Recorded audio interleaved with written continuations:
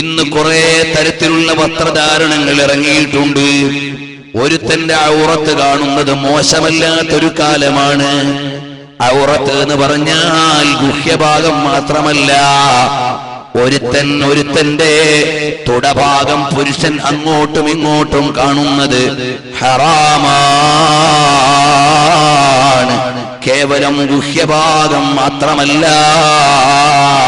മുട്ടുപൊക്കളിന്റെ ഇടയിലുള്ള മറ്റു സ്ഥലങ്ങളും നീ യാത്രയ്ക്കുള്ള എളുപ്പത്തിന് വേണ്ടി നാണമില്ലാത്തവനെ പോലെ ഇന്ന് കുറെ പാൻസും ഷർട്ടും ബർമുടയും കുർമുടയൊക്കെ ഇറങ്ങിയിട്ടുണ്ട്. അതാ രാവിലെ നടക്കാനൊരു പാൻസ്, ഉച്ചയ്ക്ക് കളിക്കാനൊരു നിക്കറ്. ഇതുപോലെ നമ്മുടെ സമുദായത്തിലെ ചെറുപ്പക്കാര് അതാ താമസിക്കുന്ന ക്യാമ്പുകളിലേക്ക് ചെല്ലാൻ വയ്യ. കാരണം എന്താ? ബനിയൻ ഡ്രസ്സുകൾ വ്യാപകമായിട്ട് അവന്റെ ശരീരത്തിന്റെ ഘടനയും വണ്ണവും തിണ്ണവും എല്ലാം എടുത്തു കാണിക്കുന്ന ഷർട്ടുകളും പാൻസുകളും ധരിക്കുന്ന ആളുകളുണ്ട്.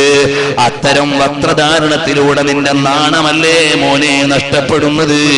ഒരാളുടെ മുമ്പിൽ അതിട്ടുകൊണ്ട് മാന്യതയുള്ളവന് നിൽക്കാൻ പറ്റാത്ത വസ്ത്രങ്ങൾ വാങ്ങിയിട്ട് ഉപയോഗിക്കുന്ന ചെറുപ്പക്കാരാ, സുജൂദിലേക്ക് പോകുമ്പോഴും മറ്റും പല ഭാഗങ്ങളും തുറന്നിടുന്ന പാൻസ് ധരിക്കുന്ന യുവാവേ, ഹബീബ് സല്ലല്ലാഹു അലൈഹി വസല്ലം തങ്ങൾ പറഞ്ഞില്ലേ, ഈമാനിന്റെ ഭാഗമാണ് അൽ ഹയാ. ഹബീബ് സല്ലല്ലാഹു അലൈഹി വസല്ലം തങ്ങൾ പഠിപ്പിക്കുകയാണ്. ഇമാം ബൈഹഖി അവിടുന്ന് ഉദ്ധരിക്കുകയാണ്, ലഅനല്ലാഹു നാളിറ വൽ മൻദൂറ ഇലൈഹി. ഔറത്തിലേക്ക് നോക്കുന്നവനും ഔറത്ത് കാണിക്കുന്നവനും അല്ലാഹുവിന്റെ ശാപം ലഭിക്കുന്നവനാണ്. ഇന്നൊന്നും ട്രെയിനിൽ യാത്ര ചെയ്യാൻ പറ്റാത്ത കാലമാണ്. ലോങ് ട്രെയിൻ ആണെങ്കിൽ വല്ലാത്ത കഷ്ടം തന്നെ. പണ്ട് നമ്മുടെ പോലീസുകാരെ സമരം ചെയ്ത് കുട്ടി നിക്കർ ഒഴിവാക്കി. ഇപ്പോൾ ആളുകളെല്ലാം പരിഷ്കാരത്തിന്റെ ഭാഗമായി അവരുടെ മുട്ടിന് മുകളിലുള്ള പല ഭാഗങ്ങളും തുറന്നിട്ടുകൊണ്ടുള്ള വസ്ത്രം നമ്മുടെ ഒക്കെ വീടുകളിൽ. ഗൾഫുകാരവരുടെ മക്കൾക്ക് വാങ്ങിക്കൊടുക്കുന്ന ബനിയൻ ഡ്രസ്സുകളുടെ കോലം. അതിൽ കോളേജിനെ സഹായിക്കുന്നവർക്ക് ചിലപ്പോൾ എന്റെ വഴുത് കേൾക്കുന്നുണ്ടാവും. ബേജാറൊന്നുമില്ല, കാരണം അല്ലാഹുവിന്റെ ദീൻ അവർ പഠിക്കണമല്ലോ. അപ്പോൾ എല്ലാ പരിഷ്കാരത്തെയും അതിന്റെ ഗുണവും നഷ്ടവും ഒന്നും ചിന്തിക്കാതെ തലയിൽ കയറ്റുന്ന ആളുകൾ മാന്യമായ വസ്ത്രം വാങ്ങി മാന്യമായി ധരിക്കാൻ അവരെ പഠിപ്പിച്ചു കൊടുക്കണം.